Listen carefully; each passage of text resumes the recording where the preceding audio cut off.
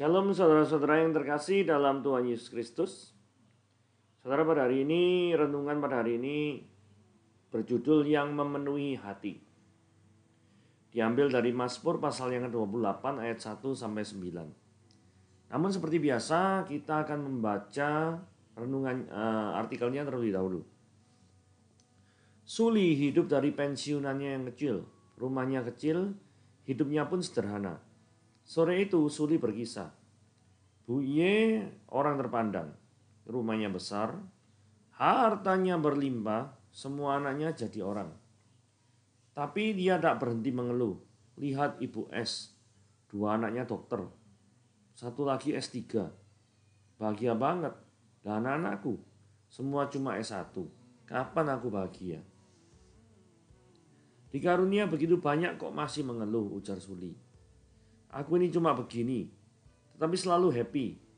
Sibuk berbahagia, tidak ingat untuk mengeluh. Lalu perlahan ia bergumam, jangan-jangan aku abnormal. Tiap kali ingat Suli, aku mengingat kisah Daud. Hidup Daud penuh dengan kerikil tajam. Namun Tuhan selalu menjadi perisai dan kekuatannya. Dia tidak berhenti dilibat masalah berat, namun Tuhan selalu menolongnya. Daud selalu melihat dan tak henti menyadari betapa Tuhan amat mengasihinya. Sebab itu beria-ria hatiku, seru Daud. Dan dengan nyanyianku aku bersyukur kepadanya. Ayat 7. Kesadaran itu yakni bahwa Tuhan senantiasa mengasihi, selalu memenuhi hati Daud. Karena itulah dari hati Daud tidak henti meluap sukacita dan rasa syukur. Apa yang memenuhi hati itulah kuncinya. Ada orang yang punya hampir segalanya, tapi merasa tidak punya apa-apa. Merasa diri begitu malang, jauh dari bahagia. Ada orang yang hidupnya pas-pasan, tetapi merasa tak henti dicintai. Sehingga baginya tiap hari adalah hari yang bahagia penuh ucapan syukur. Rupanya benar kata orang, bukan apa yang memenuhi dompetmu yang membuatmu bersyukur, melainkan apa yang memenuhi hatimu. Ini kalimatnya indah ya. Bukan apa yang memenuhi dompetmu yang membuatmu mengucap syukur, melainkan apa yang memenuhi hatimu. Jika perasaan dicintai dan diberkati memenuhi sanubari, hanya sukacita dan syukur yang akan meluap dari hati. Kalimat dari O.S. Rail. Kita membaca tentang ayat firman Tuhannya ya. Mazmur 28 ayat 1 sampai 9. Dikatakan begini, dari Daud kepadamu ya Tuhan gunung batuku, aku berseru, janganlah berdiam diri terhadap aku. Sebab jika engkau tetap membisu terhadap aku menjadi seperti orang yang turun ke dalam liang kubur. Dengarkanlah suara permohonanku, apabila aku berteriak kepadamu minta tolong, dan mengangkat tanganku ke arah tempatmu yang maha kudus. Janganlah menyeret aku bersama-sama dengan orang fasik, ataupun dengan orang-orang yang melakukan kejahatan, yang ramah dengan teman-temannya, tapi yang hatinya penuh kejahatan. Ganjarilah mereka menurut perbuatan mereka, dan menurut kelakuan mereka yang jahat. Ganjarilah mereka setimpal dengan perbuatan tangan mereka. Balaslah kepada mereka apa yang mereka lakukan. Karena mereka tidak mengindahkan pekerjaan Tuhan dan perbuatan tangannya, Dia akan menjatuhkan mereka dan tidak membangunkan mereka lagi. Terpujilah Tuhan karena Ia telah mendengar suara permohonanku. Tuhan adalah kekuatanku dan perisaiku, kepadanya hatiku percaya. Aku tertolong sebab itu beria-ria hatiku dan dengan nyanyianku aku bersyukur kepadanya. Tuhan adalah kekuatan umatnya dan benteng keselamatan bagi orang yang diurapinya. Selamatkanlah kiranya umatmu dan berkatilah milikmu sendiri. Gembalakanlah mereka dan dukunglah mereka untuk selama-lamanya. Mazmur 28 ayat 1. Dikatakan begini. Dari Daud kepadamu ya Tuhan, Tuhan huruf besar semua ya, gunung batuku. Nah kalau kita sampai sini ya, berarti Tuhan huruf besar semua Yahweh. Ini dianggap oleh Daud adalah sebagai tempat perlindungan. Karena Tuhan diidentikan dengan gunung batuku. Jadi Daud itu mengenal Allah sebagai tempat perlindungannya. Ya. Jadi Daud juga merindukan suatu relasi dengan Allah yang menjadi perlindungannya. Lah kok tahu merindukan suatu relasi? Perhatikan kalimat berikutnya ya. Janganlah berdiam diri terhadap aku. Berarti ada suatu komunikasi kan. Ada suatu, kalau misalkan orang tuh jangan berdiam diri. Berarti dia mengharapkan suatu feedback. Suatu umpan balik.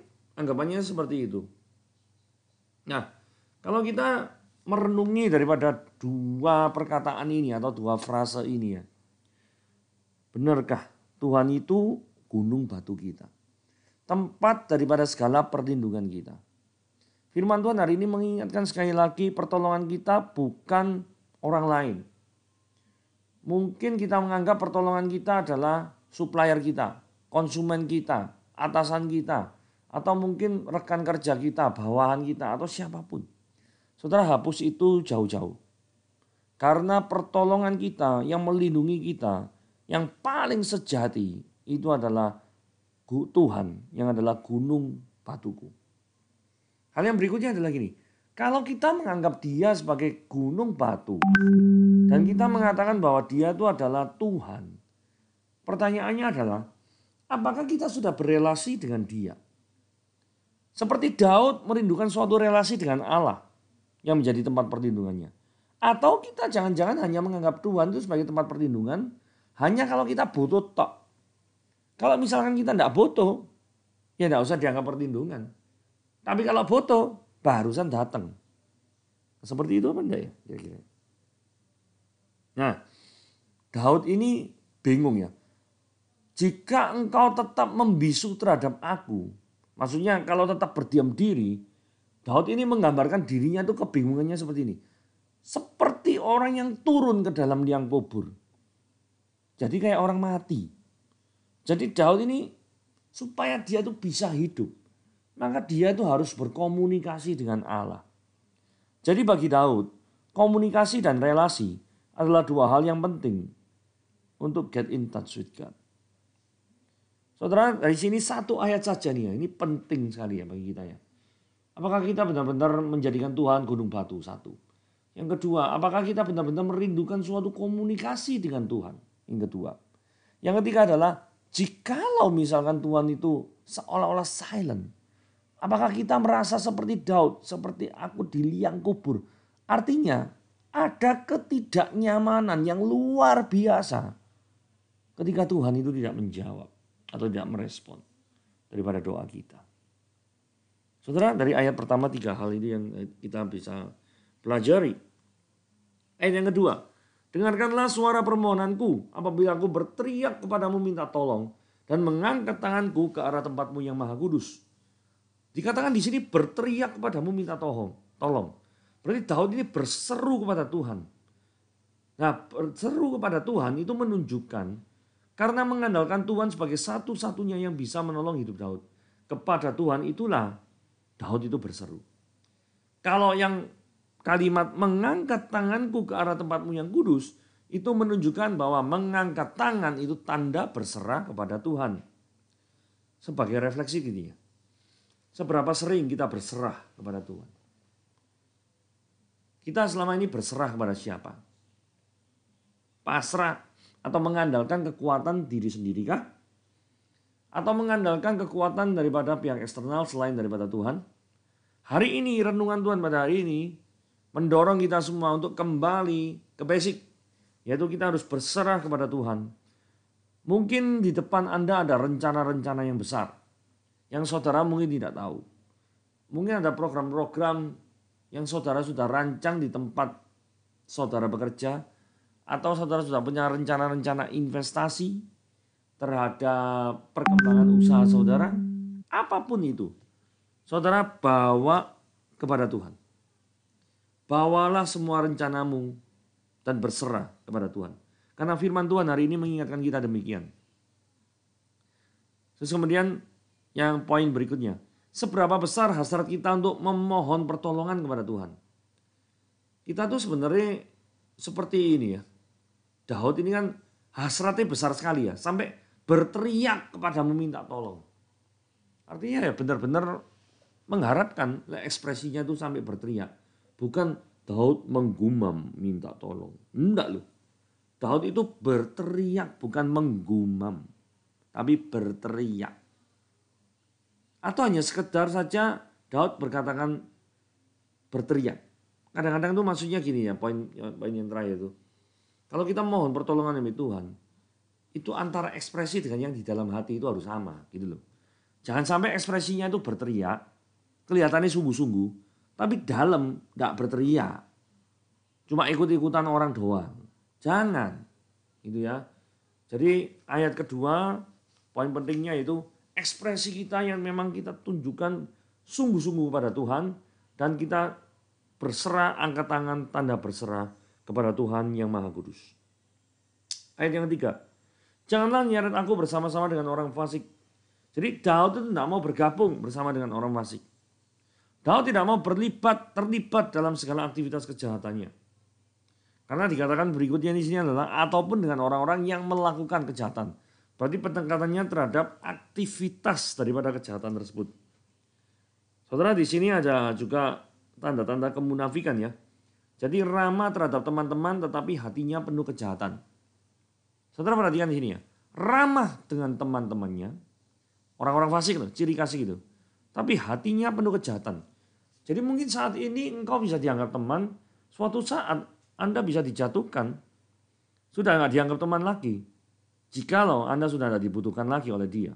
Yaitu namanya adalah orang fasik. Muka dua. Intinya muka dua. Kalau saudara yang mendengar saat ini, salah satunya adalah orang yang bermuka dua. Bertobatlah. Karena bukan kebetulan Anda mendengar daripada firman Tuhan pada hari ini. Muka dua harus harus cepat-cepat bertobat. Jangan sampai kita membina relasi itu penuh dengan kemunafikan. Hanya pengen mengandalkan keuntungan dari relasi. Bukan pengen benar-benar murni pengen berelasi. Jadi poin yang terakhir adalah tidak ada integritas. Apa yang di depan beda dengan apa yang di belakang. Di mana biasanya yang di belakang itulah maksud yang sebenarnya.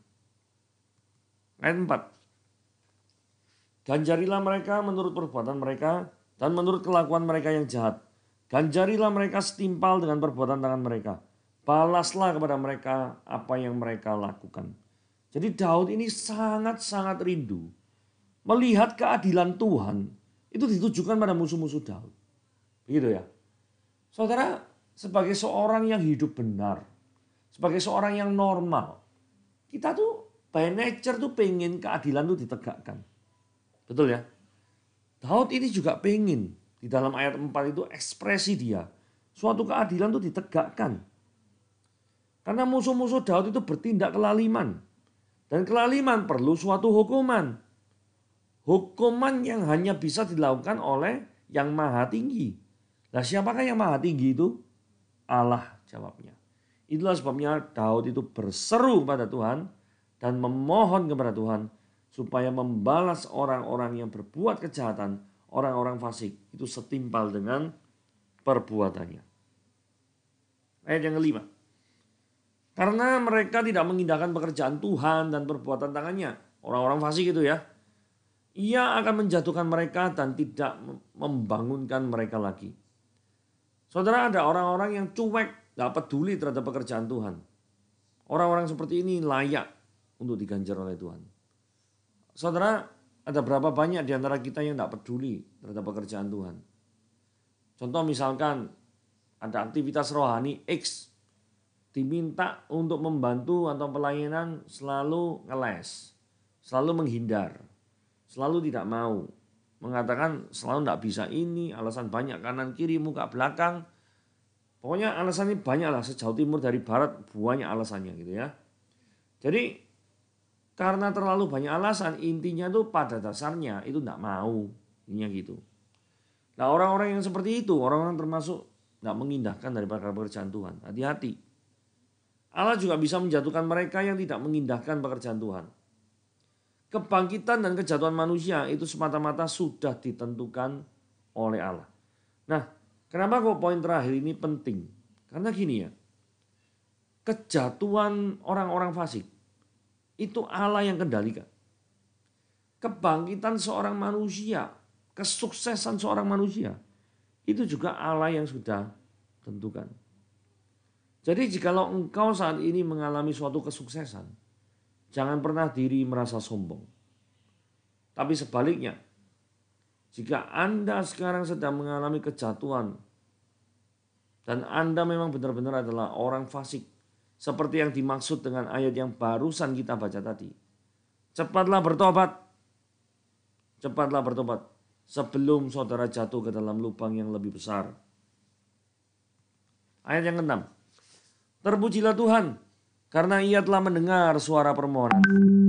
Daud itu sangat bersyukur ya ketika Allah itu mendengarnya. Daud itu memuji Tuhan ketika Allah itu mendengar permohonan Daud. Refleksi, sebenarnya apa yang membuat kita selama ini memuji Tuhan? Kalau Daud, begitu permintaannya itu tentang kebenaran itu dianggap oleh Tuhan, dia tuh bersuka cita. Nanti kita lihat ayat 7 lebih jelasnya. Jawaban saudara itu menentukan kebahagiaan saudara. Jawaban apa? Ya ini pertanyaan itu. Sebenarnya apa sih yang membuat kita selama ini memuji Tuhan? Dapat bonus dari pekerjaan, memuji Tuhan, puji Tuhan. Ya toh? Dapat orderan dari customer, memuji Tuhan, memuji Tuhan. Pasti, gitu ya. Nah, tapi kalau misalkan tidak ada orderan, di kondisi agak memburuk, tetap bisakah kita tuh memuji Tuhan? Kuncinya seperti ini ya. Jikalau jawaban saudara bersifat hal-hal yang fana atau bukan everlasting, maka kebahagiaan saudara juga tidak akan everlasting.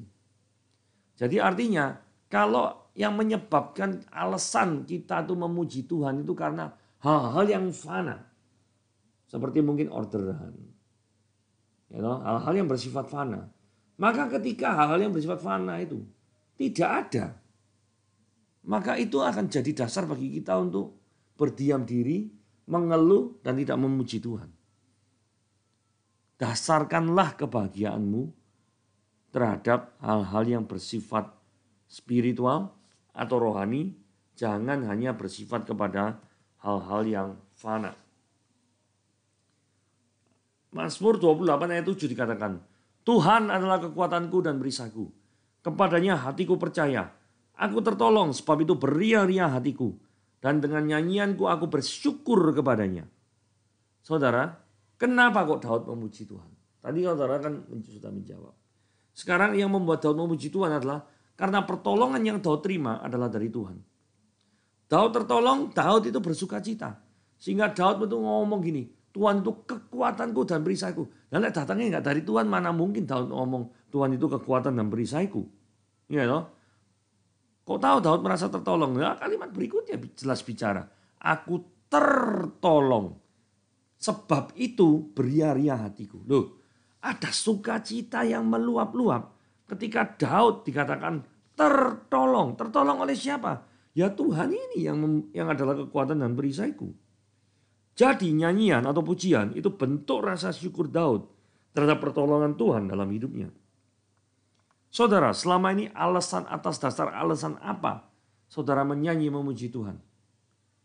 Hanya semata-mata karena lagunya enak, melodinya enak. Saudara tidak peduli syairnya itu kena atau enggak. Atau saudara benar-benar memuji Tuhan karena memang benar Tuhan itu kekuatan dan perisai. Sehingga tidak bisa tidak untuk diekspresikan. Harus diekspresikan. Karena apa? Sukacita itu meluap. Gitu ya. Kalau sulit membayangkan tuh gini ya mungkin ya. Saudara misalkan belajar gitu ya, tes gitu ya. No? Saudara tuh tidak yakin ini lulus apa enggak. Terus suatu saat saudara datang ke sekolah, tempat sekolah. Biasanya kan ada tempat pengumuman, ada nama-nama orang yang lulus dan orang-orang yang tidak lulus. Nah kalau misalnya ada nama saudara termasuk dalam golongan papan nama yang lulus, kira-kira saudara ekspresinya apa? Oh lulus ya, oke. Gitu. Padahal sebelumnya Anda tuh merasa tidak mampu, merasa tidak bisa melakukan apa-apa, dan berpikiran Anda tuh mungkin kandidat termasuk calon yang tidak lulus. Tapi faktanya Anda lulus. Kira-kira ekspresi yang wajar tuh Anda langsung loncat berteriak, Bahkan kalau kebablasan mungkin traktir teman sekelas mungkin ya. Sampai saking senengnya. Sudah tidak mikir uang jajan lagi tuh. Uang jajan 1 minggu mungkin dihabiskan dalam 1 hari. Hanya untuk mengekspresikan kebahagiaan itu. Pertanyaannya, saudara kalau ditolong sama Tuhan, ekspresinya bahagia itu seperti apa sih? Atau cuma datar-datar saja? Ya, sewajarnya lah Tuhan nolong. Kayak gitu. Ini Mazmur 28 ayat 8-nya. Tuhan itu kekuatan umatnya dan benteng keselamatan bagi orang yang diurapinya. Kalau Tuhan itu kekuatan umatnya, pertanyaan refleksi, apakah selama ini jadi sumber kekuatan kita? Pertanyaan refleksi yang kedua, apakah selama ini menjadi andalan di kehidupan kita? Refleksi yang ketiga, apakah selama ini jadi tempat perlindungan kita? Karena disebut ini adalah benteng keselamatan. Yang namanya benteng itu kan perlindungan. Hal yang berikutnya yang perlu diperhatikan dalam frasanya adalah orang yang diurapinya. Itu menandakan orang yang di hadapan Allah berkenan. Kepadanya Allah berkenan memakai hidupnya untuk berkontribusi dalam kerajaan Allah. Jadi dari ayat 8 ini kita bisa menggali gitu ya. Jadi ketika Tuhan itu melindungi orang-orang yang mau dipakainya untuk memperlebar kerajaan Tuhan. Bukankah hal ini adalah suatu privilege, hal yang istimewa yang kita rasakan untuk bahwa Tuhan itu adalah Tuhan yang sungguh baik. Yang kekuatannya, perlindungannya itu senantiasa dikenakan kepada orang yang diurapinya. Ayat 9. Selamatkanlah kiranya umatmu dan berkatilah milikmu sendiri. Gembalakanlah mereka dan dukunglah mereka untuk selama-lamanya. Daud itu merindukan Allah turut campur tangan dalam setiap kehidupannya. Gitu ya. Lah kok tiba-tiba poinnya bisa mengarah ke sana? Karena gini ya. Dikatakan gembalakanlah mereka. Loh. Yang namanya digembalakan berarti kan ada aturan tertentu dari sang penggembala. Kalau sang penggembala itu mau turut campur dalam kehidupan yang digembalakan, maka efeknya akan luar biasa. Karena yang digembalakan itu nggak akan tersesat. Jadilah sebabnya poin 1 muncul. Daud itu merindukan Allah yang turut campur tangan dalam kehidupan umatnya. Saudara, ketika Tuhan campur tangan dalam kehidupanmu, itu menyerang rasa amanmu. Rasa nyamanmu yang selama ini mungkin nggak ada Tuhan berbuat seenaknya sendiri. Tapi ketika Tuhan yang adalah kudus, itu bertemu dengan natur kita yang berdosa, ada suatu ketegangan di sana. Dan tugas kita adalah menundukkan diri di hadapan Tuhan. Karena Tuhan itu lebih besar, Tuhan itu lebih penting daripada natur keberdosaan kita. Yang perlu diselesaikan oleh Tuhan Yesus Kristus di kayu salib.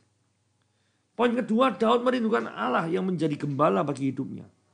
Jadi Daud ini pengen benar-benar jadi domba yang taat. Daud pengen Tuhan itu berkarya benar dalam kehidupannya.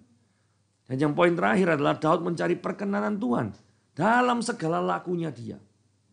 Jadi kalau misalkan God is interfere in your life, campur tangan, jangan biarkan dirimu, oh kok merasa terusik, merasa tidak enak. Ya memang benar merasa tidak enak. Tetapi justru ketika keberdosaanmu itu kamu letakkan dalam salib Kristus. Sehingga kuasa dosa itu dilenyapkan. Anda akan bisa merasakan sukacita sejati. Jikalau Anda selama ini sukacitanya itu hanya karena dari hal-hal yang keberdosaan saudara. Maka ketika bertemu dengan Kristus, sukacitanya akan diubah menjadi sukacita surgawi. Yang nilainya, pasti nilainya bernilai kekal. Jauh melebihi daripada sukacita-sukacita yang saudara alami selama ini sebelum saudara mengenal Kristus sebagai Tuhan dan Juru Selamat. Saudara, renungan kita hari ini sampai di sini. Tuhan Yesus memberkati.